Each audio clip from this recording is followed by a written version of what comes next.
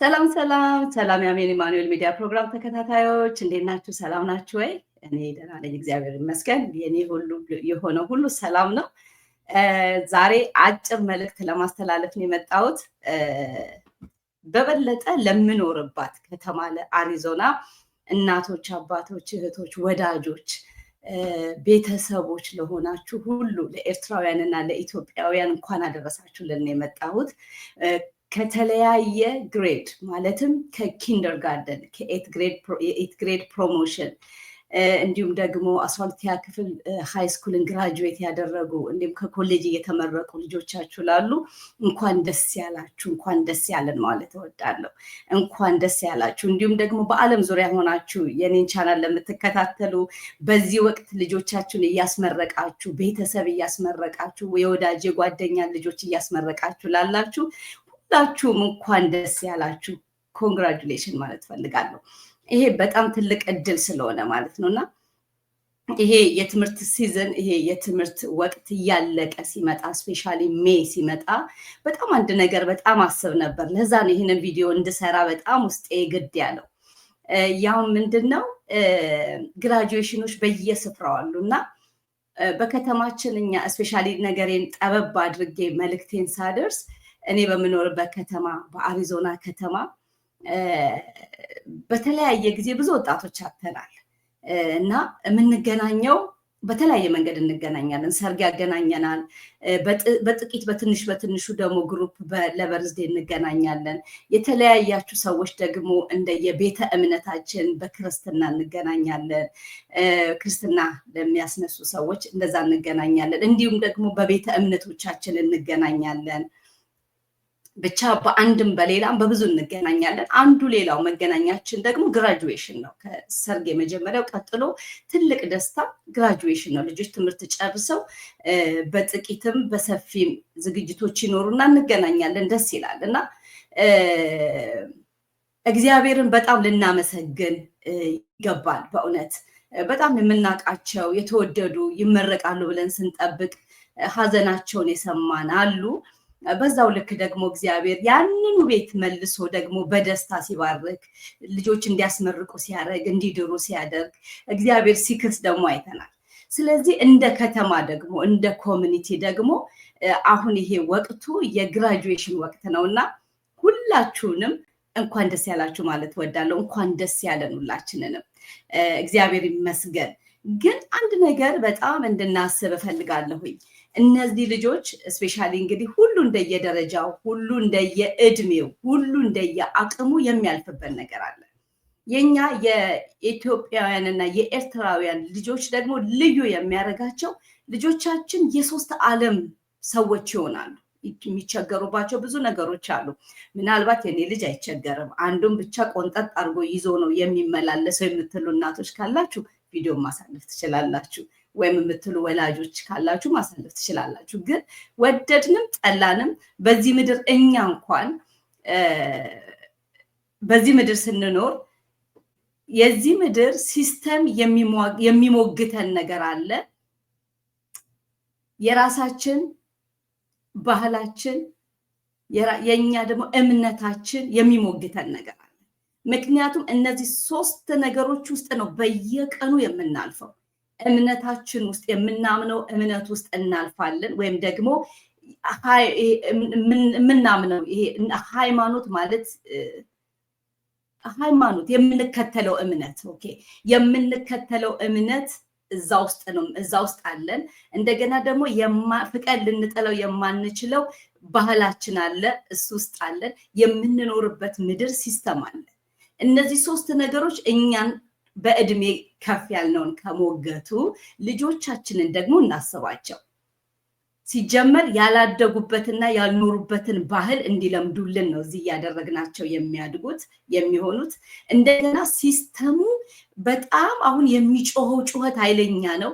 ከዛ ሲስተም አውጥተን ደግሞ የሚያምኑት እውነተኛ እምነት እንዲኖራቸው የሚታመኑበት ህይወት የሚሆንላቸው ዘላለም የሚባል ነገር የሚያልፍ ህይወት እንዳለ እንዲረዱ እየነገርን እናሳድጋቸዋለን።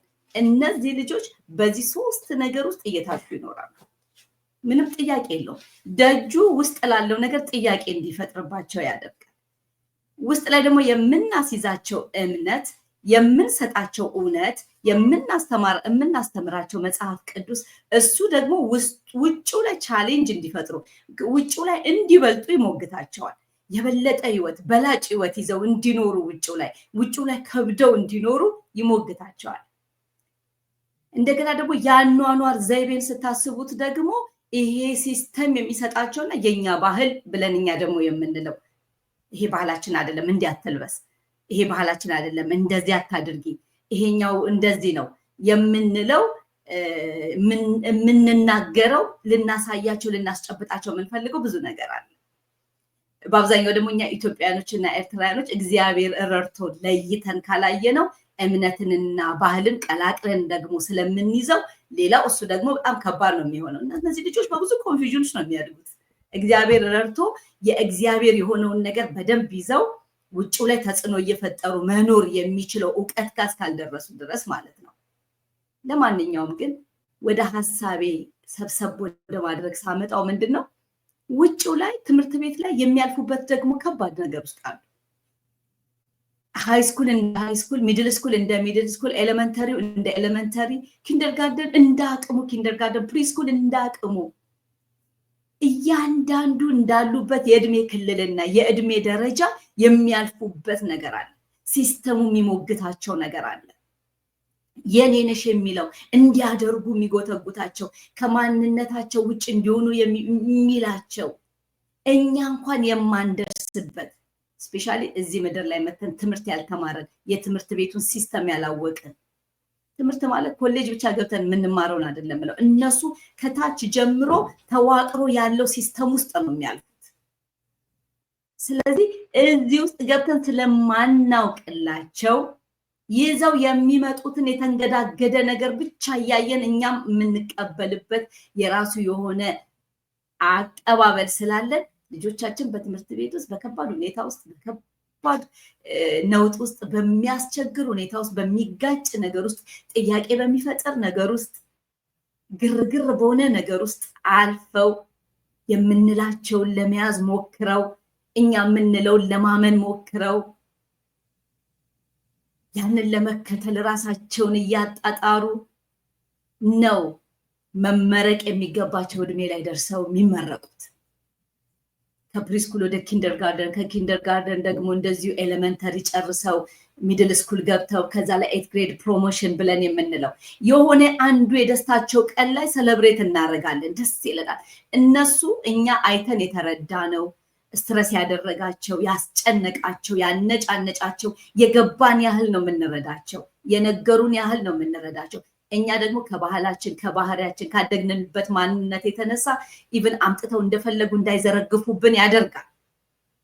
ውሸት የሌለው ስለምንጮህባቸው ስለምንቆጣ የማንነት የክብር ጉዳይ ስላለ ውስጣችን ያስደፈርከኝ ጩኸት ስላለ የኔ ብቻ ጎልቶ ይታይ መንፈስ ስላለን እኛ የኔ የፐርፌክሽን መንፈስ ስላለብን እነዚህ ሊጣሉ ሊወገዱ የሚገባ ይዘናቸው የመጣ ነው ከባክግራውንዳችን ያመጣ ነው ማንነት ባህሪ ጸባይ ስላለን እነዚህ ልጆች እያንዳንዱ ደቃቅ የሆነውን ድቅቅ ያለውን ሁሉ ነገር ይዘው መጥተው አይዘረግፉብንም። እኛ አይተን የገባንን ምን ሆነሻል ዛሬ ምን ሆነሃል ብለን ሙጥኝ ብለን አልፈን የምንሄደውን ያንን አንኳሩን ነው የምንሰማው። ምንም ወደድንም ጠላንም የቱንም ያህል ከልጆች ጋር ምክንያቱም እኛም ከወላጆቻችን እያያዝ ነው።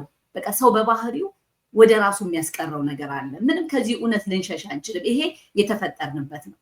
የፈለገ ቢሆን እናቴን በወዳት የፈለገ አባታችንን ብንወድ የፈለገ ባላችንን ብንወድ ሰው በባህሪው ውስጡ የሚያስቀረው ነገር አለ። ስለዚህ እነዚህም ልጆች በባህሪ ከሚያስቀሩት ሌላ በእኛ አቲቲዩድ በእኛ ነገሮችን ከምናይበት እይታ አንጻር እኛ ነገሮችን ተቀብለን ወደ እነሱ ከምናደርስበት አኳኋን አንጻር የሚያስቀሯቸው ነገሮች አሉ። ለብቻቸው የሚመጡት መንገድና ይሄንን ሁሉ ነገር አልፈው ነው የሚመረቁት። አይገርምም? ብዙ ተጋድለው ነው የሚመረቁት። በብዙ ነገር ውስጥ ከአቅማቸው በላይ እኔ ሁሌ እላለሁ እኔን ካንገዳገደኝ ልጆቼንማ እንዴት እላለሁ፣ እኔ ካቃተኝ እነሱንማ እንዴት እላለሁ። እኔ ልሸነፍ ብዬ ከተነሳው እነሱማ እንዴት እላለሁና በዚህ ውስጥ ሆነው ነው ልጆቻችን አይ የኔ ልጅ በገባው መስመር በተሰመረለት የሄደ ነው፣ ቀጥታ ነው የሚመጣው፣ ምንም የውጭው ስትራግል እሱን የሚነካው አይደለም፣ ከውስጥ የምሰጠውና እኔ የማቀብለው ነገር ከብዶ እንዲሄድ አድርጎታል የምትሉ እግዚአብሔር ይመስገን።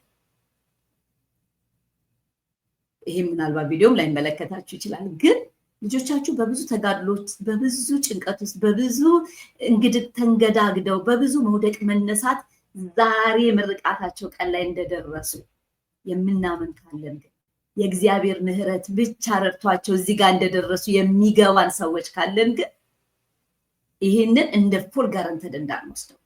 አንዳንድ ሰዎች መጸለይ በጣም ጥሩ ነው ባይዘዌ በመጸለይ ብዙ ባለመናገር በእግዚአብሔር ፊት ግን ብዙ የእግዚአብሔርን ፊት በመፈለግ ልጆቻችንን ማስመለጥ እንችላለን። በጣም አምናለሁ፣ ይሄንን በጣም አምናለሁ። እንዲሁም በመምከር ልጆች እንደሚሻገሩ አምናለሁ። የእግዚአብሔርን ቃል በእነሱ ላይ ለወድ በማድረግ የእግዚአብሔርን ቃል በመንገር እነሱ ከእግዚአብሔር ቃል ጋር እንዲስማሙ፣ እንዲግባቡ፣ እንዲተባበሩ አብረው ቤተሰብ እንዲሆኑ በማድረግ አብረናቸው ጊዜ በመውሰድ በብዙ መልኩ ወገኖቼ ልጆችን ማስመለጥ እንደሚቻል አምናለሁ። ግን ደግሞ የምንኖርበት ምድር የወደቀ ምድር ስለሆነ አያንገዳግዳቸውም ብላችሁ የምታስቡ ከሆነ ሞኞች ናችሁ። በጣም ደግሞ ጸላዮች ስለሆነ በጣም የመጽሐፍ ቅዱስ አንባቢያን ስለሆነ በጣም ከሚባለው በላይ የዲስፕሊን ሰዎች ስለሆነ ልጆቻችንን ሰክሰስ ላይ ሲደርሱ ከዚህ የተነሳ ነው ብለን የምንል ከሆነ ሞኞች ነን። ምክንያቱም ዳዊት እንኳን በብዙ እግዚአብሔር እንደ ልቤ ያለው ዳዊት እንኳን በአንድ ክፍሉ ላይ ሲናገር መዝሙር 23 ላይ የጽድቁን ልክ ሲናገር፣ የቅድስናውን ልክ ሲናገር ምን አለ? ስለ ስምህ አለ አንተ እኔም በጽድቅ መንገድ መራኸኛል። አንተ ስለ ስምህ፣ ስለ እኔ መታዘዝ አላለም፣ ስለ እኔ ጸሎት ብዛት አላለም፣ ስለ እኔ ትጋት አላለም፣ ስለ እኔ እግዚአብሔር ፊት በጣም በታማኝነት ከመሆን የተነሳ በሚልኮል ፊት ክብሬን ትቼ ከመዘመር የተነሳ ንግስናዬን ከመናቄ የተነሳ አላለም። ስለ ስም የአንተ ስም በእኔ እንዳይሰደብ በጽድቅ መንገድ መርተኸኛል አለ። ስለዚህ ከኛ ማንነት፣ ከኛ ትጋት፣ ከኛ በጣም ጠንቃቃ ከመሆን፣ እኛ በጣም ፕሮቴክት ከማድረግ፣ እኛ መውጫ መግቢያ ቀዳዳውን ከማወቅ የተነሳ ልጆቻችን የትም እንደሚደርሱ የትም እንደደረሱ ካሰብን እንሸወዳለን። አንድ እሱ ነው። ሁለተኛ ልጆቻችን ወደ ሰክሰስ ሲመጡ፣ ልጆቻችን ሲመረቁ ከኪንደርጋርተን ወደ ፈርስት ግሬድ ለምን አይሆንም?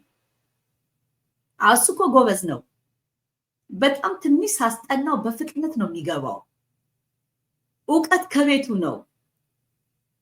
ታላቁም እንደዛ ነው፣ ታናሿም እንደዛ ናት እያልን ነገሮችን ፎር ጋራንትድ የምንወስድ ከሆነ በጣም ኪሳራ ነው። በጣም ኪሳራ። ማንም ጎበዝ ስለሆነ የትም መድረስ አይችልም።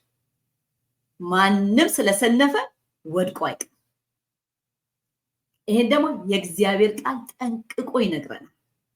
ስለዚህ ዛሬ ልጆቻችንን የምናስመርቅ ወላጆች፣ ያስመረቅን ወላጆች፣ ልጆቻችን ወደ ሰክሰስ እየሄዱ ያሉ ወላጆች፣ በተለያየ ሁኔታ ልጆቻችን ፕሮሞት እየተደረጉ ያሉ ቢኖሩ፣ በተለያየ መልክ ባልተጠበቀ መልክ ልጆቻችን እየገሰገሱ ያሉ ቢኖሩ ነገሩ ምንጩ አንድ ነው። የእግዚአብሔር ቃል በመክብብ ምዕራፍ 2